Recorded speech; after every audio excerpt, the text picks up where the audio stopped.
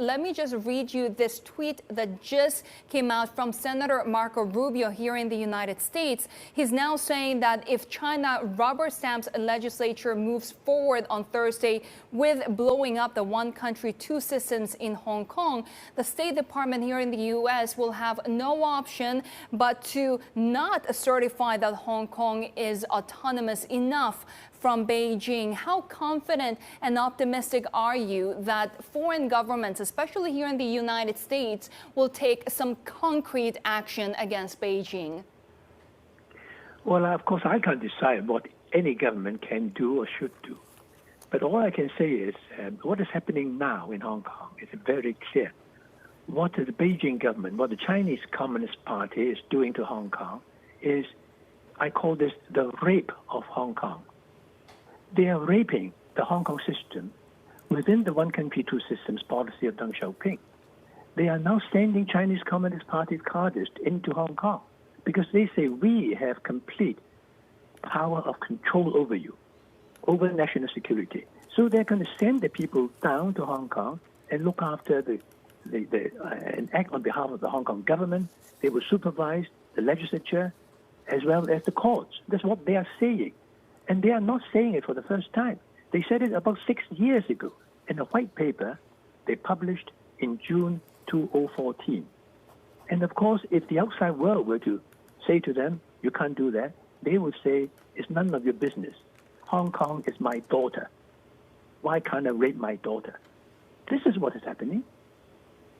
Those are very strong words, Martin, but not everyone agrees with you. We had just spoken to Elsie Leung, former Secretary for Justice of Hong Kong, and what she tells us is that this law would be very restrictive, that actually Hong Kong citizens would be protected also by Hong Kong law. Why don't you trust that? Can you just hold on a second and listen to exactly what she had to say? Yes. Article 23 provides for some offences which might affect national security, but it's not all.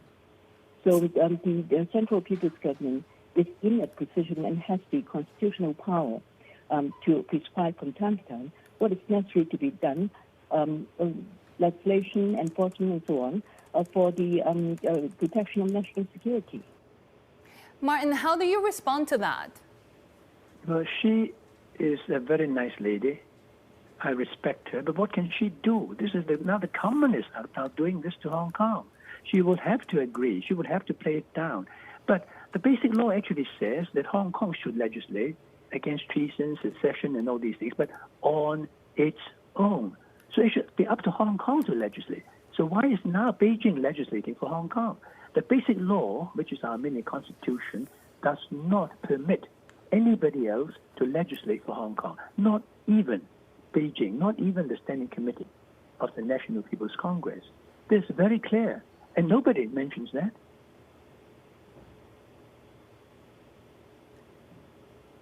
But Martin, supporters of the security law, like Elsie, would argue that Beijing has been left with no choice because Article 23 is so domestically unpopular that no progress has been made to pass through a domestic security law in Hong Kong. So that's why they're stepping in.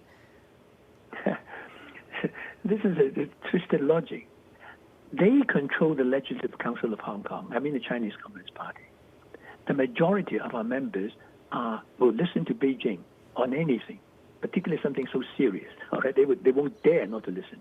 So they've got a handsome majority in the Legislative Council, not because we are not popular with Hong Kong people, but because the electoral laws are so undemocratic, and they will not change it.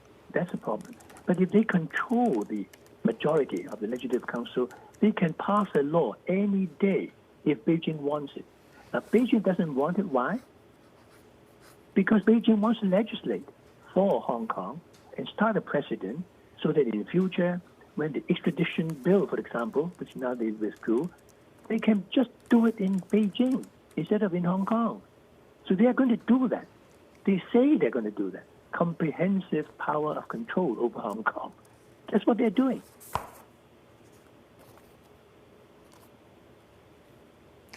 Martin, as someone who's been arrested for taking part in previous protests, are you concerned about what the implications are for people like you? So if a protester is arrested in Hong Kong, do they then face up to Beijing's version of the law? Are they still protected under Hong Kong's judicial institutions and organs? Well, after this precedent of the Standing Committee of the NPC legislating for Hong Kong, the next thing, as I said, they could legislate this extradition bill. And once that is passed, they could come to our courts and present some documents and present a trump-up charge, and we would be transferred to Beijing for trial. They have already, the prosecutorial authorities in Beijing has already said officially that the four of us, called the Gang of Four, including Jimmy Lai, and Anson Chan and Li Weng-Tat, and Albert Ho, the Gang of Four, according to the prosecutorial authorities, are guilty of 14 charges. They are funny charges, I tell you, but they already said so officially. So what is there to prevent them from having us being brought back to China for trial? So I am prepared to face imprisonment. Not in Hong Kong, because I doubt if the Hong Kong court would send me to prison, but certainly in the mainland. Now, I'm not concerned about myself. I've been fighting for democracy for Hong Kong all these years, more than 30 years. I'm not going to leave Hong Kong, but I don't want our young people to be sent into prison for years and years. We are doing this for Hong Kong's sake. I don't care what they do to me. I expect the worst. But I don't want the Hong Kong government not to love our students, not to look after our students. What is Carrie Lam doing? She is the chief executive of Hong Kong. She should be saying to the Beijing leaders, you cannot do this. Leave it to Hong Kong. You promised us this. You promised that in the Sino-British Joint Declaration and the international community. Because China at the time, back in 1984, when the Joint Declaration was first announced, China actually asked and lobbied for international support of her agreement with Britain. And the U.S. government and the Canadian government and many governments in Europe gave their open support and applauded that one country, two systems policy of Deng Xiaoping, which they are now completely breaking.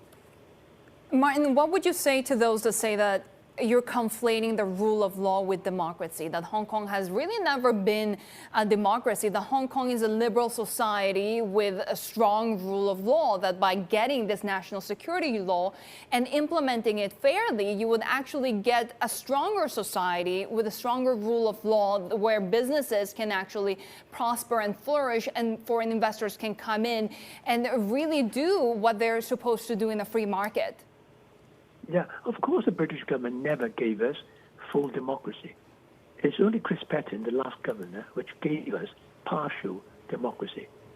But we were always enjoying, under British rule, the fruits of democracy, like the rule of law, like freedoms, a level playing field, because the British government in Hong Kong, the British administration in Hong Kong, is answerable to Parliament, the British Parliament, which is democratically elected. So we don't have the democratic tree in Hong Kong. We didn't under British rule. But we had the fruits of that tree. But the Chinese government is not democratically elected. That's a problem. And that is why they promised us in our own basic law, which is a mini constitution, which I helped draft.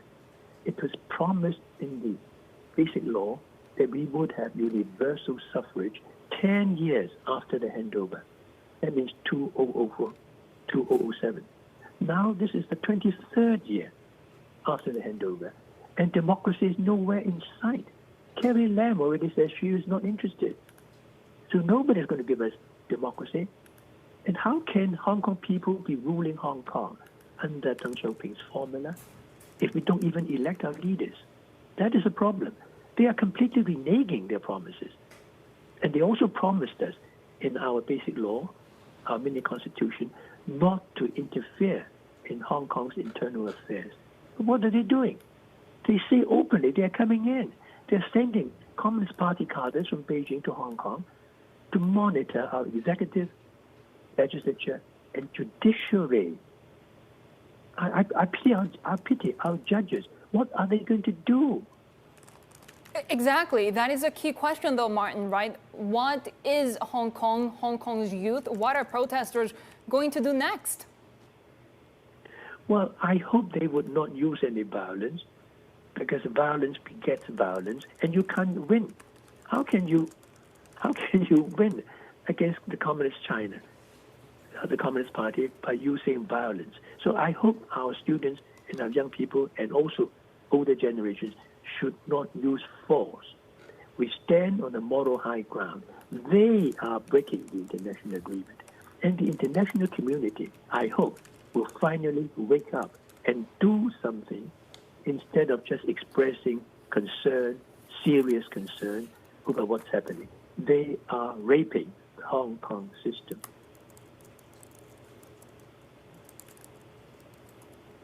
What does that international support look like, though, Martin? What would you hope to be getting from the US, from the UK, in light of the situation? We've heard that the US may be considering more sanctions for China, or should they be threatening the special trading status of Hong Kong? What are you hoping to hear?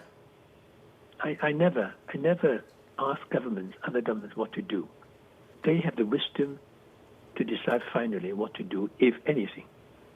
All I am saying is the international community actually supported Deng Xiaoping's one country, two systems, Hong Kong people ruling Hong Kong. That is what I support too. Over the years, I have not asked them to give us anything which they have not already promised and solemnly promised in this international treaty with Great Britain and registered with the United Nations. I want nothing more than that.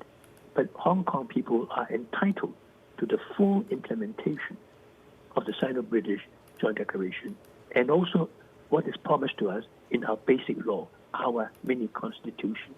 We are entitled to have that as of right.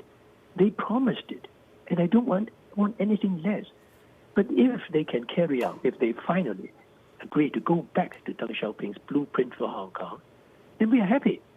So they will not interfere and give us democracy, and let an elected chief executive form her government and run this place without interference from Beijing. That's what I want. You may think it's the least that we are entitled to. Martin, what do the latest developments mean for the September legislative elections? Well, they are afraid that even under such totally undemocratic rules, that the Democrats would win.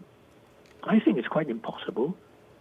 But then, having seen the results of the district council elections last November, I don't think anything is impossible if we put our act together. I mean, our voters. So they are afraid of that. That is why they are preparing to make sure that even if we command the majority in the Legislative Council, they don't need to worry, because the Standing Committee can legislate all these draconian laws for us, whether we like it or not. That's why I call it the rape of Hong Kong.